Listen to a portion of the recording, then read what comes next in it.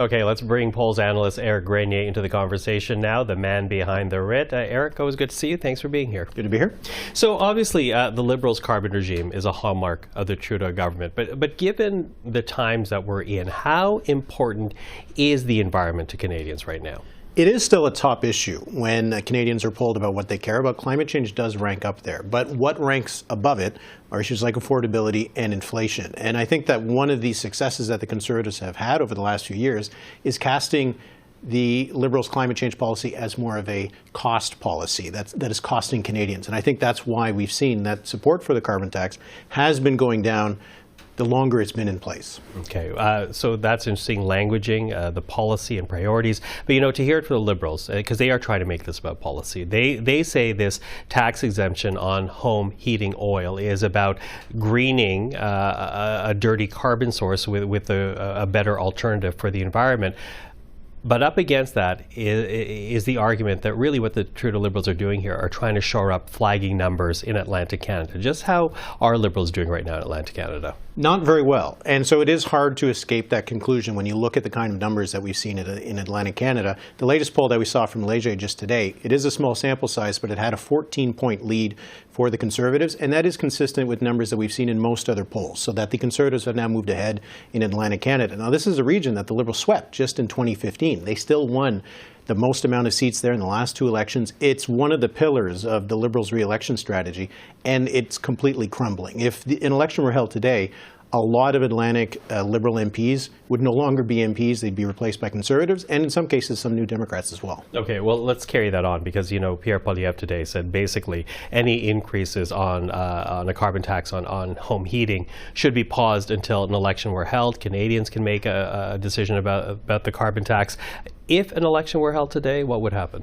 Well, Pierre Poilievre would get to make a lot of those decisions, I think, because it would be a Conservative majority government. We saw a poll again today from Leger, 14-point lead for the Conservatives. There were a couple polls last week that had it at 16 points for the Conservatives. There's really nowhere in the country that the Liberals are doing particularly well. They're well behind in Ontario. They're well behind in British Columbia. In Quebec, it's now a three-way race with the Bloc Québécois and, to a lesser extent, the Conservatives. You'd see a Conservative majority. It's just a question of whether it would be a big majority or a huge majority government, I think, right now. I think that's pretty much where it stands. For the other parties, though, they still have to take into consideration whether they would want an election. The Bloc would probably be no further ahead. The New Democrats might lose some seats, and both parties would lose a lot of influence in a House of Commons where the Conservatives have a majority. Mm-hmm. Okay, so how much is that is tied to leadership? How much is that about the issues that each party is focusing on? I think a lot of it is leadership, primarily Justin Trudeau's, because Pierre Poilievre's numbers have improved over the last few months, but they're not stellar. They're not in a position where there's a Poilievre mania going across the country. Instead, what you see is that Justin Trudeau's personal approval ratings, his standing in terms of whether Canadians see him as the best prime minister, those numbers have dropped, and in some cases they're the lowest they have been throughout his entire reign as prime minister. You have to go back to the SNC-Lavalin affair in 2019 to see similar numbers, and in some cases those numbers back then were still better than where Justin Trudeau is today. So it does seem that a lot of what we've seen is the unpopularity of Justin Trudeau that is dragging some of the Liberal numbers down. And Poilievre has shaved off a little bit of his unfavorables, and so that has improved their standing. But I think it is primarily the leadership question on the Liberal side that is driving a lot of these numbers. Okay. When you speak of numbers, you know, of course, what the polls indicate is one side of the story. But you released something today on the Writ, really, which is gobsmacking, especially when you put it in a graphic. And that has to do with the fundraising, because that tells the other side of the story here. Yeah, and it's a story that is really bad for the Liberals, because the Conservatives have always raised more money than the Liberals. But what's happening over the last little while is that they're raising a lot more money. They raised $7 million over the last quarter. The Liberals raised just over $3 million, the NDP $1.5 million.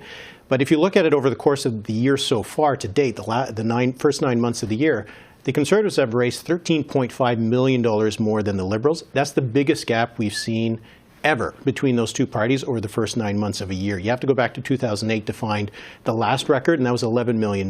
So the advantage that the Conservatives have in the polls is being replicated in the fundraising, and you see it across the country. The only place where the Conservatives aren't raising more money than the Liberals is in Quebec, and even there it's pretty close. So Yeah, the dollars are following the polls, and that just makes it a lot easier for the Conservatives to buy ads and prepare for the next election. Okay, prepare for the next election. If the supply and confidence agreement holds, we're talking about October of 2025. Is there enough time for Trudeau to turn things around, or his brand recognition, his brand value, is that now just gone?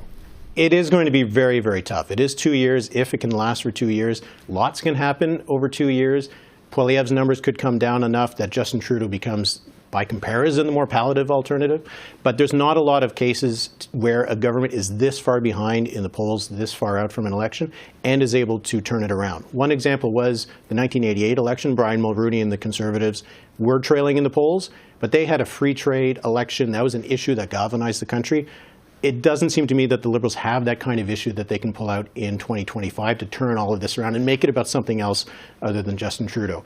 They've got a long ways to go, and it's not going to be easy. Yeah, and in the Mulroney case, he was asking for a second mandate, not a fourth mandate, which Justin Trudeau is asking for. And there's not a lot of examples of people getting that fourth mandate. Eric, thank you for this. We will speak again, but for now, Éric Grenier, polls analyst, the man behind the Writ.